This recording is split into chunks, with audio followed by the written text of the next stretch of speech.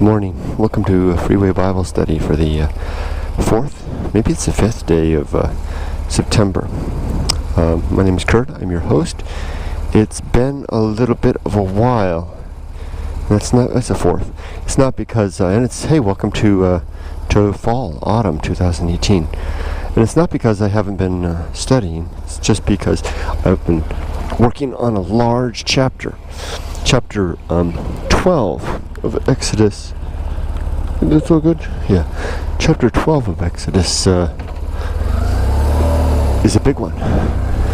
But you know, I mean, that's a relative thing. None of these chapters are so far really very large. You can easily knock them off in a day. But and I did when I first started this study. But lately I've been spending a lot of time diving deep. You know, reading once and listening once in the King James edition, reading once in the New International edition, reading again in the King James edition, and then reading it in a Jewish edition with rabbinical commentary, plus lots of follow-up research on my own. This one took a lot of time, and I still don't feel that I'm quite up to the task, but it's time to draw the line on this in the sand and move forward. So anyway, the bikes, if I'm sounding a little hesitant, it's because this is also a moment for me. I've got the bike loaded up again for adventure, because I'm hoping to head out to the desert this week. So the bike's a little heavy, a little awkward to ride. That's another point. I'm not feeling good. Haven't been feeling good for 2 weeks, and I'm suspicious it might be allergies.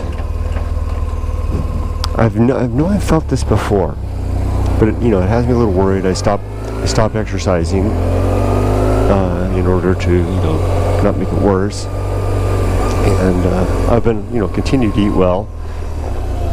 I always get lots of rest, but no matter what I do, I still don't feel so good. So I almost stayed home from work today, but I shall carry on. Got a meeting in the morning.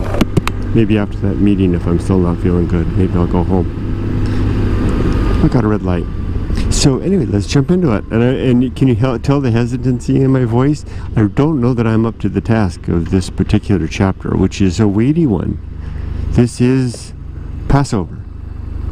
Green. Sometimes this thing can't detect me. Passover, that significant event when God, in the form of the destroyer, maybe they're one and the same. The Jewish people tend to believe so, that it was actually God who did it.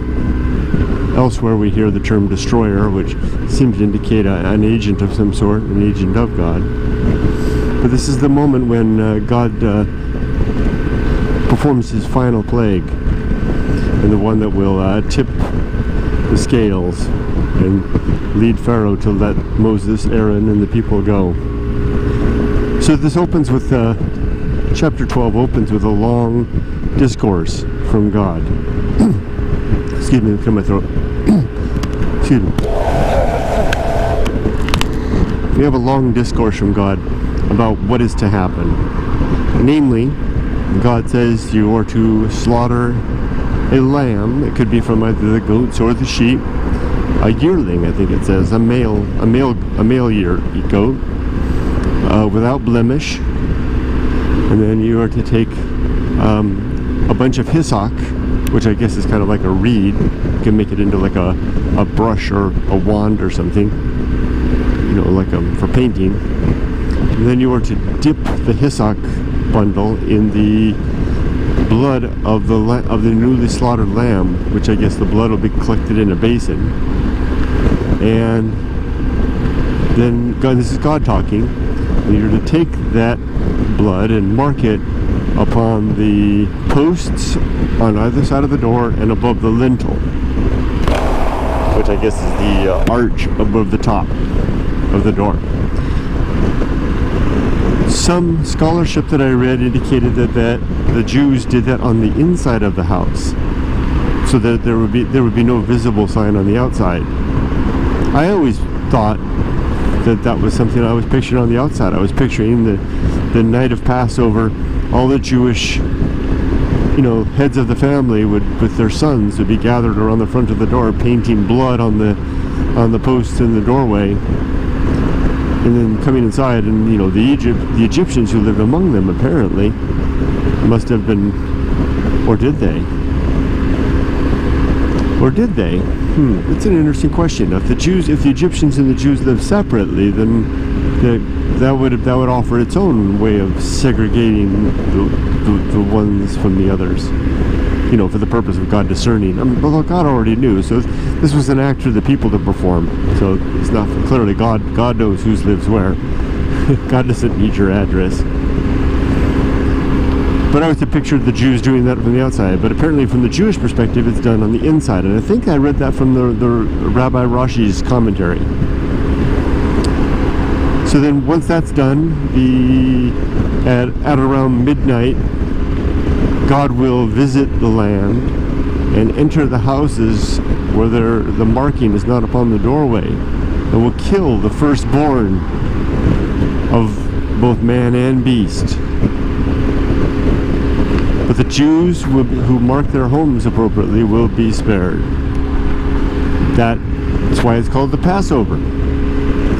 So the first part of chapter 12 is God sharing these instructions to Moses and Aaron, who then go out and share them with the people. And it's interesting, the Rabbi Rashi's commentary says that he makes a distinction here that God was speaking to both Moses and Aaron. Remember, heretofore, God speaks to Moses, who then communicates, he's like a prophet, and he communicates to Aaron, who speaks on Moses and God's behalf. A little bit of a telephone game there. You wonder if there's any distortion in the facts. But apparently it works out, and even so far as Aaron's even performing the actions. Remember, God taught the staff to snake trick to Moses, who apparently taught it to Aaron, who did that before Pharaoh. In this case, God is speaking to both Moses and Aaron at the same time. And the Jewish commentary says that when Moses and Aaron speak to the people, it's as though they're speaking together, and it's as though they're of one voice, speaking to the multitudes. That must have been an interesting special effect. So they communicate. This is where I knew I would have a hard time. It's hard to it's a simple thing. Let me just re-summarize it. Maybe that'll help me. It's a simple thing. This is really just four things that go on here in this chapter. One, God tells Moses and Aaron what to do, what to tell the people to do. Two, the people do it, and the Passover occurs. Three, Pharaoh summons Moses and Aaron. I guess he summons them, but he said last time that if they saw their face, they'd die. So maybe he just sends a dispatcher, messenger. Anyway, he grants them leave with everybody else to leave. And then 4, God offers a few prohibitions and rules and guidelines regarding the Passover. This is the first of many. Maybe it's kind of the first of many rules and guidelines to come that will constitute the Mosaic Law, but I don't know if this is part of the formal 613. So, good, that helped me get my bearings. So we just finished the first one. God has given the instructions to Moses and Aaron. Moses and Aaron, speak in a choir to the Jewish people. They can't possibly be speaking to, well, at least he'd have to get the message out to the males, 600,000, that's a pretty tough feat. So he must be kind of spacing a word of mouth. Or maybe that voice, that heavenly choir voice passes throughout the land and everybody hears it. I don't know. Anyway, they do it. And then at midnight-ish, I think, and I missed it.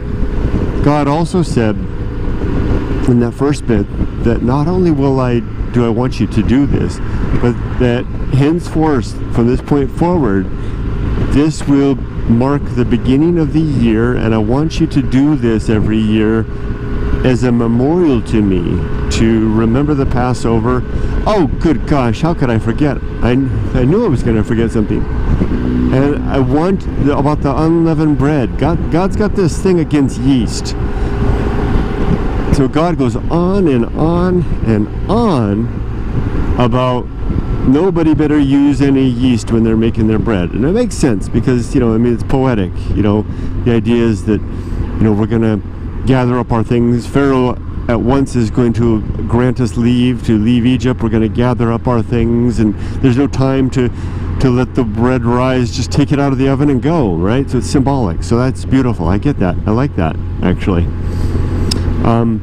But on and on and on. I mean, it's almost, excuse me, but it's almost comical the way God goes on and on about, there shall be no leaven, and the leaven is found, that man will be cut off from the house of Egypt or Israel. Or it's interesting. So anyway, that's part of the first part. He gives the instructions about what people are to do, and he also tells them that I want you to have this as a ceremony, as a festival, an event on the calendar every year that will mark the first, and it'll be 10 days in from the start of the first year, and it will last for 7 days. That will be the period of Passover, and no man shall eat leavened bread of any sort. Oh, and also you got to get all the leaven out of your house too. It's not enough that you just don't make leavened bread. Remember I told you it's pretty extreme on the leaven. You got to get it all out of your house too.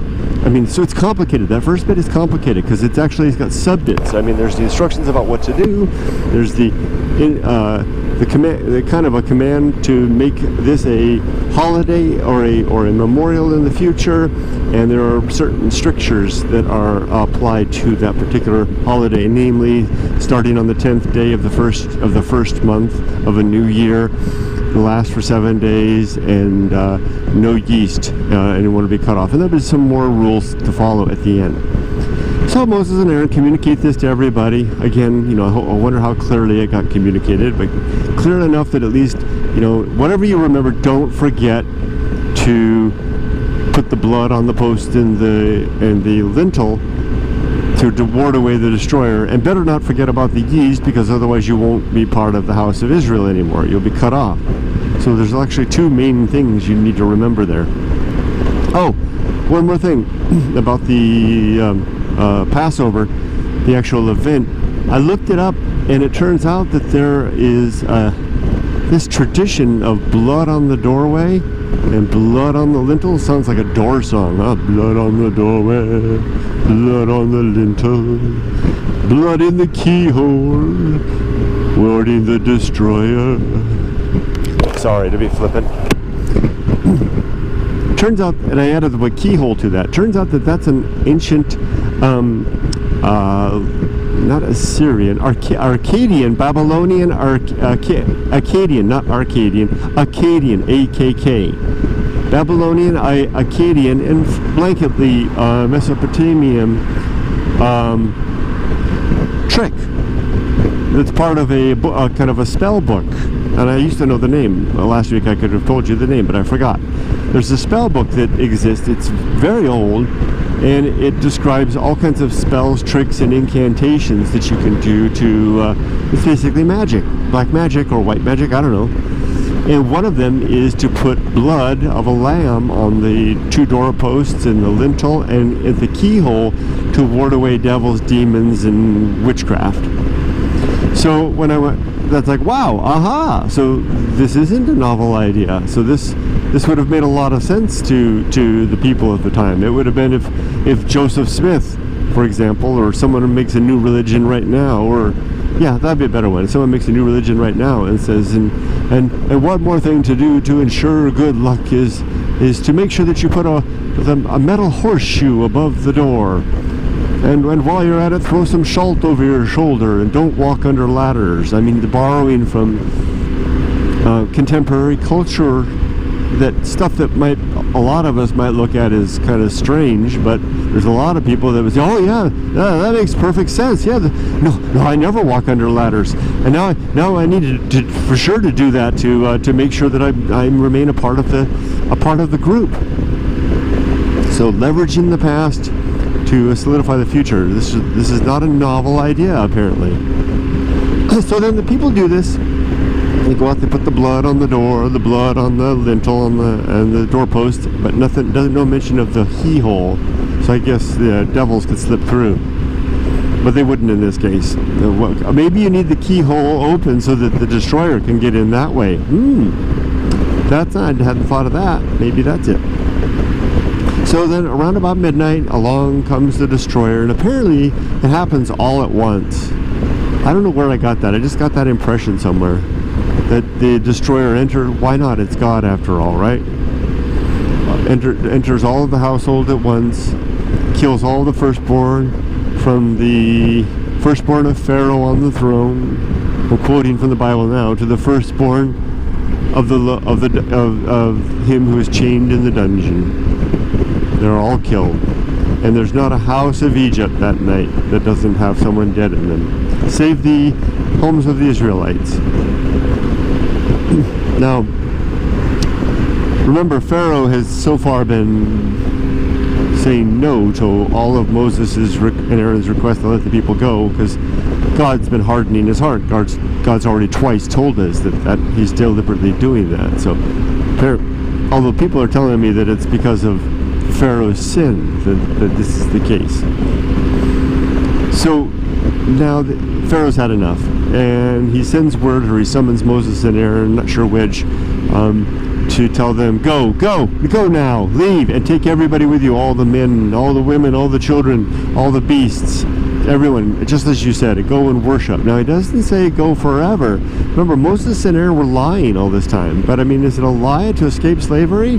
Wouldn't that be a virtuous thing? Would you try to get out by any means possible? Almost any means possible? So Pharaoh apparently thinks they're going to come back. They're going to go 3 days into the wilderness to worship their God,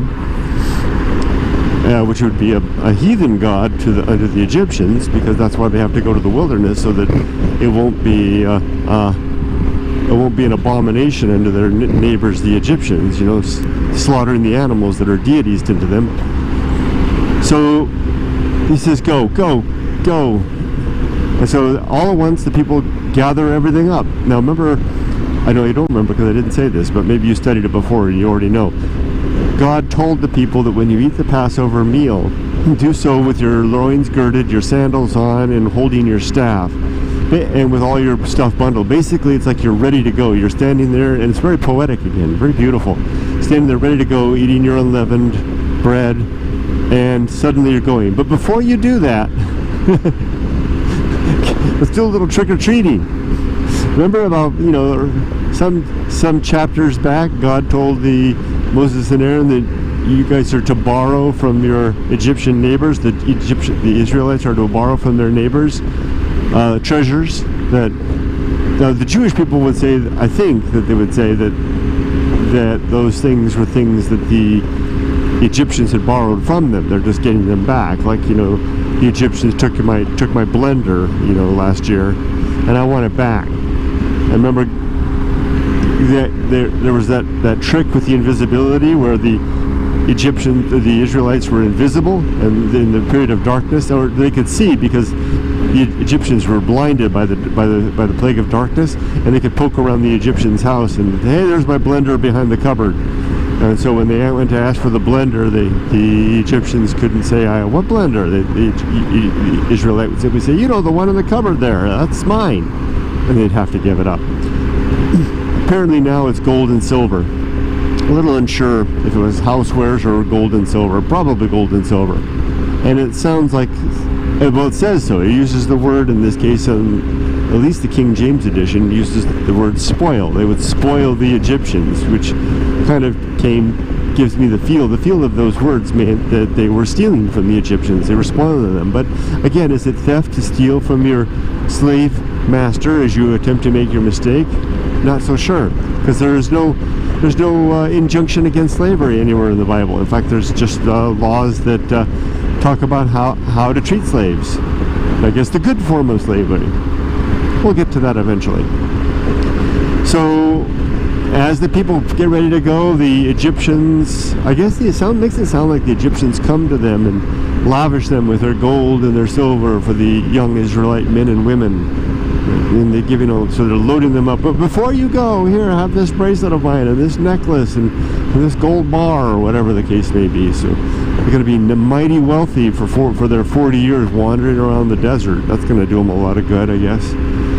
So they have it all and they're ready to go. So I think I've got all that covered. The last piece is another round of rules from God about how to properly observe the Passover, including an interesting rule that the stranger among them, the non-Jew who wishes to observe Passover, must do so by first being circumcised and having all the males of his group to be circumcised as well, and then they can enjoy the Passover like an Egyptian, like an Israelite, sorry. And at first I thought that meant that they would become Israelites, they would become part of the people, but I don't think that's the case. I just think that means that they can enjoy it with them. And I kind of had a chuckle moment because I remember, there's that old joke about, people who require their house guests to take off their shoes here in the West. I mean, in places like the East, that's normal, but here that is kind of awkward. And imagine, it's one thing to ask you to take off your shoes. It's quite another to say, and before we pass the bread around, would you guys mind going into the separate room there and cutting off the end of your tickle, Mr. Tickle? Yeah. I wonder how many times that's been done. Well, some good-looking bread. Let's see, the end of my hee-haw or that piece of bread. That unleavened bread, no less. Wow. Yummy. You guys know how to cook it. Yeah, I don't know if that's ever been done. Unless that's a way to become an Israelite, and that's what your aim is. I don't know. Anyway, I've exhausted myself, and I've exhausted this story. I think I've made it through. Probably missed some bits and pieces because, like I said, it's a complicated, long chapter, but I'm glad I got through it. It took me over a week to do this. As it's doing now, it's taking more than a week for every chapter. At this rate, I don't even know if I'm going to get through the Old Testament before I'm dead. There'll be no salvation for me. I'll never make it to Revelation. And when I'm standing before the pearly gates and St. Peter says, "But why did you deny?" And I can say, "Because your book is so long. I couldn't get to the end." I know. I'm being silly. And that's no good excuse. I'm just making it worse for myself all the while. Well, thank you very much for joining me, everybody. Have a great day. Pardon my silliness. I know this is a very serious subject to some people. So, I'm just a silly guy by heart, and this is not serious to me. This is interesting. It's historical. It's like reading the tale of the Epic of Gilgamesh, or the Iliad or the Odyssey. It's interesting. It's fun to talk about, but in no way does it ring as anything true or serious. At least no more in my life. There was a time when I was afraid of this stuff, when I really thought that I had an immortal soul that was in danger of some sort of damnation if I didn't get this stuff right. It's amazing how that worry falls away when you simply no longer believe. Take care, everybody. Have a wonderful day. Make it a good life. Bye-bye.